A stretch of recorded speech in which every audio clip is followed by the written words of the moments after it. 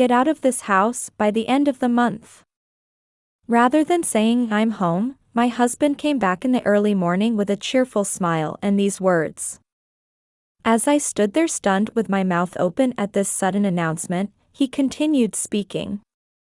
"My girlfriend is pregnant with a boy. You've only given birth to girls, and all you do is complain about housework and caregiving. You're in the way, so get out." My husband casually revealed his affair and went even further by completely dismissing who I am. After getting married, I gave birth to twin girls in my first pregnancy. What awaited me after somehow getting through those dizzying days was living with my in-laws. Since raising even one child is difficult, let alone twins, my in-laws said they wanted to help and suggested we live together. But in reality, my hardships only doubled. My mother-in-law didn't help with taking care of the girls at all. She dumped all the family responsibilities on me. Having gained free time, my mother-in-law would just sit in front of the TV all day, only opening her mouth to criticize. On top of that, my husband's bedridden grandfather also lived in the house. They said they would hire a caregiver, but in the end, they said it was too expensive and pushed that responsibility onto me as well. No matter how hard I tried, I was never valued and only treated as someone to handle housework and caregiving. Still, I endured it because they were kind to my daughters as a father and grandparents. When I glared at my husband in anger, he returned a shallow smile. "Oh, right. The girls are in the way too, so take them with you. You didn't need to tell me that. I had no intention of leaving my daughters in a place like this." I slowly opened my mouth and smiled at my husband. "Agnes, Sage, Eddie.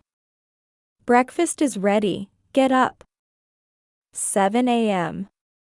This is how our family of 4 starts each day. My name is Naomi. Before marrying Eddie, I was completely devoted to my work, so much so that my colleagues said I was a workaholic who lived for my job. However, facing the reality of turning 30 soon, I felt pressured. So, thanks to a close colleague's arrangement, they hosted a party with 4 men and 4 women, including me and my colleague. While everyone else was engaged in lively conversation, I had very little to talk about since I had been so focused on work. I became completely isolated, and even those who had tried to include me at first quickly turned their attention to other women. At this point, I deeply regretted having devoted myself solely to work without seeing reality. During the party, I went to the bathroom for a break. With my colleague, I confided my worries about the situation. "Why is it so difficult? Just getting to the stage before romance develops." "Well, it's natural things aren't going smoothly since you've been focused only on work. You're still like a beginner when it comes to romance. I know you're trying to comfort me, but that's not comforting at all. I finally understand. It's embarrassing to be a novice at romance at this age because I've only focused on work. But I can't help it, I just don't know how. At work, I was known for being helpful and taking good care of my team members, but when it came to romance, I was completely lost. I couldn't understand myself and couldn't see the best way forward. Since I performed perfectly at work, I thought I could handle romance just as efficiently. However, seeing the results early in the party, I was beginning to feel defeated. You try too hard to handle everything efficiently. You should relax a bit and just be yourself, even if you don't know what you're doing. Though I didn't fully understand my colleague's advice, I decided to try interacting with the men again without hiding that I was inexperienced in romance. When my colleague told one of the men that I had been pretending to be experienced in romance, the conversation started flowing better than before.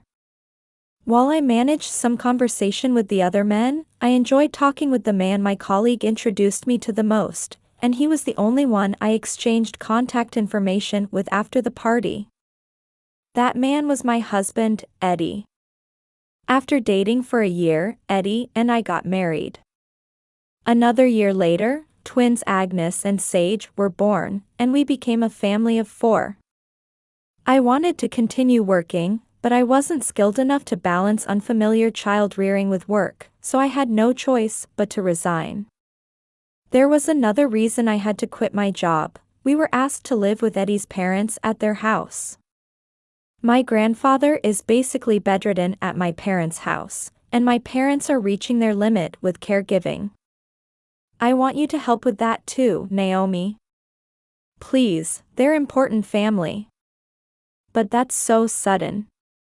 I'm already struggling with raising twins. Mom will be there, so it'll be fine. It won't be difficult. Please. You know I rarely ask for anything, right? So please think of this as one of my few requests.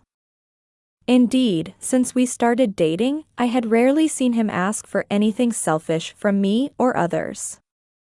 He would either solve everything himself or only rely on others when absolutely necessary. His personality of trying to handle everything alone was very similar to how I was when I was working, which was one of the things that made me feel connected to him. Seeing his desperate expression, I thought there must be something serious going on for Eddie to plead so earnestly. Giving in to his desperate request, I agreed to live with his parents and grandfather at their house. However, from then on, my days became a whirlwind. My day starts by waking up the girls to match Eddie's early work schedule and feeding them breakfast. Agnes and Sage. The twin girls are similar in many ways, even how they sleep, but Agnes is surprisingly better at waking up. She wakes up easily to my voice with an adult-like morning disposition and helps wake up Sage, who sleeps next to her. Thanks to this, I don't have to wake up Sage myself, and I can feed them breakfast together. Despite having worked early mornings for a long time, Eddie is terrible at waking up. Even when Agnes tries to wake him, he briefly opens his eyes, but then tries to pull her into bed to sleep together, so I end up having to wake him up. This happens every day. I make him set an alarm the night before, but somehow the alarm never rings at the set time, and I'm sure Eddie turns it off when he wakes up in the middle of the night. I even tried setting an alarm on my phone with a passcode, but he would just put pillows or blankets over the phone to block the sound, making it pointless. I don't know what to do about little Agnes being so good at waking up like an adult, while adult Eddie can't wake up like a child. I'm sure this is all because of his parents who live with us. You see, Eddie has 2 older sisters, and as the youngest of 3 siblings, he was spoiled by his parents growing up. While his parents pampered him, Eddie also entrusted most of his life choices to them. From my perspective, Eddie was like a puppet controlled by his parents. I had no intention of becoming their puppet. Though I thought this way, I later realized that agreeing to live with his parents at Eddie's request was my first mistake. One day, after sending Eddie to work and the girls to kindergarten, I returned home. While I was trying to clean up the dishes, an alarm went off from the grandfather's room. This alarm could mean various requests, changing diapers, meals, helping him turn over, but whatever the timing, I needed to respond immediately. If I couldn't step away and made him wait even a little, the pressure from his parents was intense. Naomi, why are you ignoring Father's alarm? How dare you neglect Father who can barely move? I'm sorry, but I really couldn't step away at that moment. No excuses. You'll only be recognized as Eddie's wife when you can handle all the housework, childcare, and caregiving. Don't forget that. When I first came here, I naively thought I would only need to take care of the girls and handle minimal housework, but in reality, I ended up doing everything in the house, and now I'm completely exhausted both mentally and physically. Not only is my mother-in-law harsh, but my father-in-law is too. As I interacted with him, I realized that my father-in-law held old-fashioned views and liked to impose them on others. He wasn't happy that I gave birth to girls instead of boys. If I try to talk to my father-in-law, he either ignores me or dismisses my opinions, and he has never once shown approval towards me. Even though I should be a family member since marrying Eddie, I'm treated like an unwanted presence here. Hey, Eddie, could you help a little with the housework and taking care of the girls on your days off? Why should I? You've always handled all the housework. I work outside and earn money. You do the housework and childcare to take care of the home. That's how it should be, right? Due to his parents' influence, Eddie firmly believes that women should handle all household matters, and he never helps at all. Of course, it's impossible for one person to handle everything, and if I fall behind even a little with housework, his parents harass me, look down on me, and order me to redo things. Though caught between his parents and Eddie, I desperately held on to protect Agnes and Sage. By the way, Naomi, do you have any plans to have more children? Children? Well, with Agnes and Sage here, maybe we could think about it after they're a bit more settled. What are you saying? All your children are girls. Our family heir must be a boy. Eddie, you're not thinking of making one of your daughters the heir, are you? Of course not. I've thought it through. I want a son right away too, and I'll talk with Naomi about having children properly.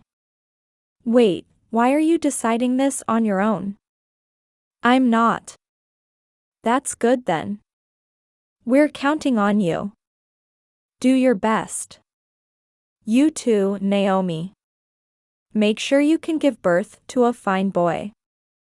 I was completely appalled that they would have such vulgar conversations even at the dinner table with children present.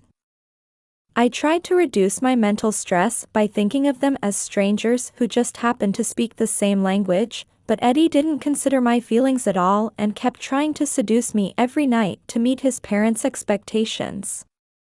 However, I absolutely refused his advances. My feelings for Eddie had already cooled, and I was exhausted both mentally and physically from having all the household responsibilities pushed onto me. Above all, resting my body was my top priority and my small act of resistance against my unreasonable in-laws. Come on, think a little about my parents and your position. How dare he say such things? Is this how you talk to your exhausted wife? I completely lost understanding of Eddie. Where did things go wrong? What went wrong? I don't even have the desire to know anymore. However, quitting my job was a setback.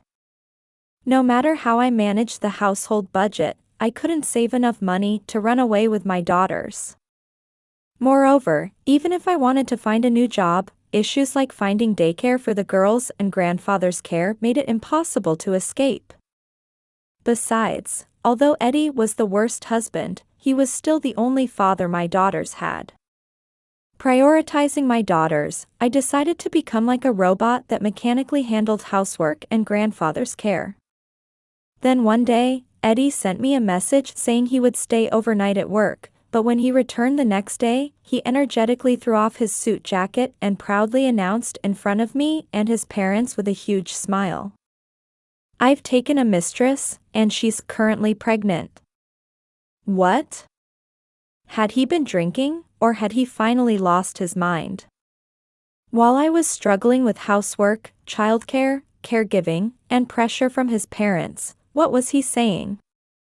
From now on, she'll be living with us in this house.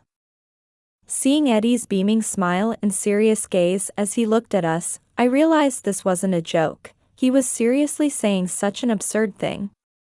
We haven't even been married for 5 years. The girls are still young and need attention, yet he went out pretending to work and found another woman. And she's already pregnant. This is just too awful. While I was stunned with my mouth hanging open, I watched to see how his parents would react, but surprisingly, they didn't seem shocked. Instead, they stood up with bright smiles too. "She's pregnant. If you're coming to tell us this, could it be? Is it a boy? Is it a boy? We went for the checkup today, and it's a boy. Just like we discussed, a boy is being born." Apparently, he had already told his parents about potentially having a child with his mistress. It's crazy that they would approve of an affair just to have a boy.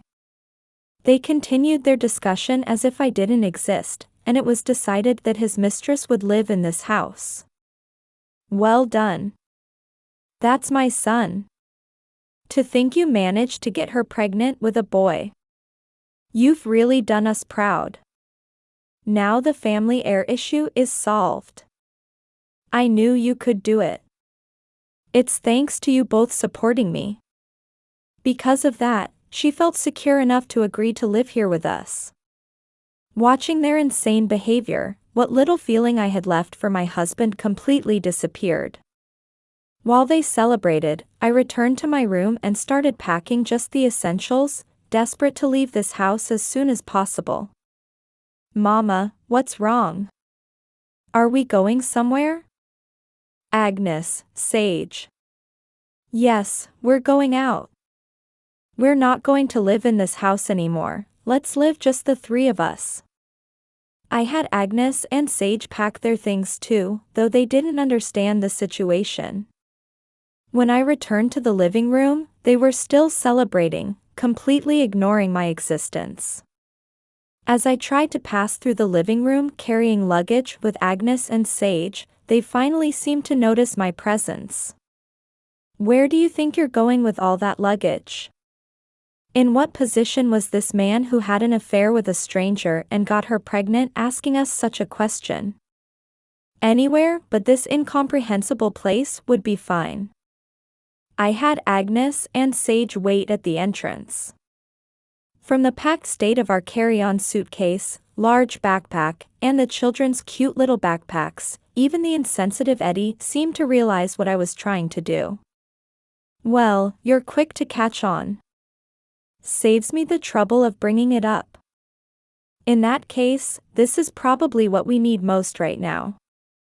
Saying this, he handed me divorce papers from the living room drawer with only his section already filled out. The preparation was almost too perfect. I wonder if he had prepared this even before marrying me. It's terrifying to think about. But indeed, having Eddie's section already properly filled out is convenient for me now. I'd be troubled if he tried to cancel the divorce later, and more than anything, I won't have to see this family's faces anymore. If there's anything I'm slightly concerned about, it would be the bedridden grandfather I've been caring for. He's generally indifferent to everything, and though he can probably hear this conversation, he's not saying anything. Seems like even this situation isn't worth his involvement. I took the completed divorce papers and left the in-laws' house with my daughters, leaving no regrets behind. If this was going to happen, I should never have gotten married. I'm even angry at my past self for attending that party. Unable to contain my anger, I caught a passing taxi and went to the city office, where I filled out the remaining sections in the waiting area. Though I knew it wasn't good to take out my anger on things or people, I couldn't control my anger and practically slammed the divorce papers down at the office window. And so, my divorce from Eddie was finalized, and I became a single mother of two. Though I left my in-laws' house and submitted the divorce papers in the heat of the moment, I have no regrets. However, finding a new home immediately isn't easy. In fact, there probably aren't many real estate agents who would rent to us in this situation. After thinking it through thoroughly, I decided to rely on my parents' home for the first time in 10 years. I hadn't been on good terms with my parents. We had become estranged after fighting about which university I should attend and which company I should work for. Moreover, my parents had been quite opposed to my marriage to Eddie. After leaving home almost like running away when they told me to reconsider, all contact had been limited to phone calls and emails. Every time I was treated poorly at my in-laws, the thought of returning home crossed my mind. However, I didn't want to admit that I lacked the ability to see Eddie's true nature and that my parents had been right. In the end, I was just using childcare and caregiving as excuses to avoid the awkwardness of facing my parents. In my current situation, I can't prioritize such pride. When I contacted them, my mother immediately told me to come back, and my father came to pick us up. Though I was prepared for harsh words, my parents were completely absorbed with Agnes and Sage, whom they hadn't seen in a long time. I'm so sorry for everything. You were right about everything, Dad and Mom. I bowed deeply in apology and explained everything that had happened. At first, my father frowned when looking at me, but he quickly directed his anger toward Eddie and his family. What? That's absolutely unforgivable. Such unreasonable behavior based on their selfish circumstances, I absolutely won't allow it. Using a child's gender as an excuse for an affair, and the parents even approved? They must be crazy. They spoke in unison, looking at me directly and clearly stating that I never needed to go back to that house. They said I could live here, find work, and raise Agnes and Sage. They promised to support me with all their might. I hadn't contacted them since starting work, then suddenly got in touch to tell them I was married with children, and now I've suddenly returned home divorced. Though I've been such an undutiful daughter, they didn't dismiss me but listened carefully to my story and got angry on my behalf. This reminded me once again of the importance of family. Dad, Mom, I'm sorry for everything, and thank you for helping me. When I finally calmed down, I realized I was hungry. Noticing this, my mother prepared soup for us. It was the standard pumpkin soup from my childhood home, and its familiar taste gave me a sense of security and gentle warmth. After that, knowing I couldn't rely on my parents forever, I started looking for work. Although I had been working intensely just 5 years ago, the reality was that my time as a full-time housewife created a significant gap in my employment history. However, I didn't give up and kept going to interviews persistently until I finally landed a job with a housekeeping service company. Though it was different from my previous work, I took the interview thinking I could use the skills I'd gained from housework and child rearing. It's a small company, but the president and other employees are cheerful and kind. Although Agnes and Sage will have to miss kindergarten for a while, which makes them feel lonely, they somehow seem to sense something as children do and spend time happily with my parents at home without complaining. As we were managing to live like this, 3 months passed. Then one day, Eddie suddenly came to see me. When I opened the door thinking it was a delivery, there stood Eddie, looking terribly worn down with his head lowered. With his face devoid of energy, he grabbed me forcefully as soon as he saw me and repeatedly begged for reconciliation. Please, Naomi. I was wrong. Won't you start over with me again? You're all I have now. Please, Naomi. His voice grew louder with each word, tears welling up in his eyes until large drops started falling. What's this about? Coming here and pushing yourself on me like this? It's over between us. Don't show up here anymore. I had nothing to say to my divorced husband and tried to turn him away at the door, but Eddie started wailing like a child. This could become a neighborhood nuisance if he keeps crying. However, Agnes and Sage are inside playing with my mother. I absolutely refuse to let this man destroy our happy home again now that we've finally settled into a comfortable life. I pulled Eddie's arm and moved us to a nearby coffee shop. I thought we could have a calm conversation if we drank coffee served by the elderly owner while soft jazz played in the background. After calming down with some coffee, Eddie answered my question about why he had come to see me in a matter-of-fact tone. The truth is, we as a family need you. Apparently, he hadn't told his mistress anything about his family or his grandfather's care. On top of that, he told her that since they were getting married, she should quit her job and handle all the housework, childcare, and grandfather's care after having the baby. However, since she hadn't been told anything beforehand, there was no way she would easily agree to this. As expected, she became furious and left. With no one left to handle the housework and care, the burden fell on his mother to handle everything, but she ended up getting sick. With his mother, their last resort for handling household matters, falling ill, there was nothing they could do. Since Eddie himself had always left everything to others, they had no choice but to use care services, but housework still remained. It seems they couldn't afford to pay for more services, and their house had become like a garbage dump with everything left untouched. Arguments frequently broke out between his parents and Eddie about who was responsible for this situation. Sometimes these would even escalate into physical fights. However, they recently realized they couldn't afford to fight among themselves, and although it was a short period, they thought the best solution would be to reconcile with me since I had handled everything in the house. Well, of course, hearing such a story wouldn't make me get back together with him or return to that house to help with housework and care. I don't want to live with people who only think about themselves anymore. Please. Come back to me. If you come back now, I'll give you that house. My parents are getting old too. Who knows when they'll become unable to move and have to go into a facility. So what? What are you trying to say? So when the house rights transfer to me, I'll give them to you. Then you can do whatever you want with the house. How about that? It's not a bad deal, right? So please.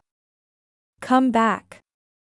Eddie bowed deeply, offering the house rights as a condition. I sighed, remembering what my mother had told me just the other day. Listen, Eddie will probably try to get back together with you. But don't agree no matter what he says. Whether he appeals to emotion or tries to use money, people don't change that quickly. Things might be good at first, but once you go back to him, he'll return to his old self.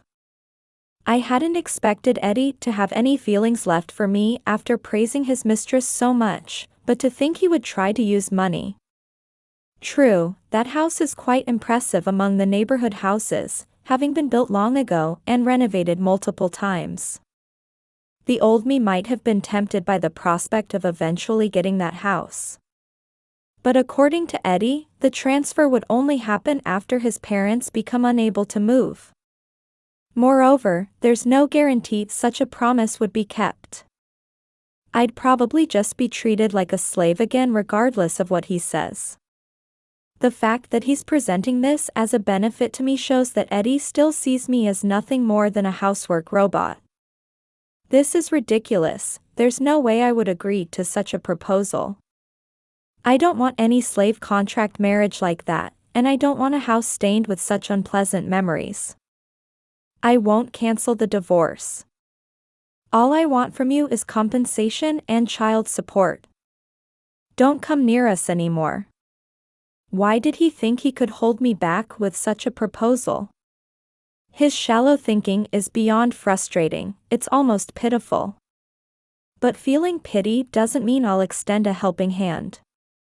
Rather than reaching out to Eddie, I'll focus on giving even more love to Agnes and Sage. Nothing I say will get through to him anymore, it's just a waste of time.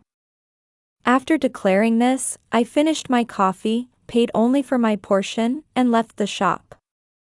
After that, true to my word, I demanded compensation from both Eddie and his mistress. His mistress tried to escape by claiming she didn't know Eddie was married, but when Eddie himself provided evidence that she had known, she couldn't deny it anymore. I know Eddie doesn't have much money because he's using care services, but so what? If "I don't have money so I can't pay" became an acceptable excuse, it would mean whoever does wrong wins. I steadily proceeded with the legal procedures following my lawyer's advice. About a year passed, and one day, Eddie appeared before me again. I had thought I never wanted to see his face again and had been handling all negotiations through my lawyer. Meeting Eddie for the first time in a year, he wasn't just worn down, his appearance was completely disheveled, and he didn't look like someone living a normal life. He looked even more miserable than the homeless people in the park. "Please. I'm begging you. Help me." With tears in his eyes, he rubbed his face against my clothes, pleading. Without me even asking, he started rambling about his personal circumstances. I wanted to leave, but Eddie's grip on my clothes was too strong to break free, and I was forced to listen to his story. Perhaps trying to evoke sympathy, his story was unnecessarily long. To summarize, he was unable to keep up with paying compensation and child support to both me and his mistress. Not only had his mistress left, but she was also demanding compensation for breaking their engagement and child support for their son. So what? It's your own fault. Instead of wasting time telling sad stories, work properly and pay the child support. Perhaps because he had been talking loudly, other people could hear his story. Noticing the whispers around us, Eddie's grip loosened. I took that opportunity to shake off his arm and turn my back. It's completely his own doing, and I don't care at all about him being asked for compensation and child support by his mistress. Of course, I have no intention of helping, and he can deal with that problem himself. You're really all I have left. My parents won't help anymore, and the pressure from her is so strong that I'm honestly at my wit's end. I don't know what to do anymore, please. Listen, seriously, enough already. I told you a year ago, didn't I? Don't come near us anymore. I don't want to see your face or hear your voice. Handle your own problems yourself. Don't say that. We once vowed to help each other and live together. Were those feelings a lie? Again, Eddie selfishly talks only about his own feelings. His self-centeredness made my anger rise. Who trampled on those feelings? Who didn't help me?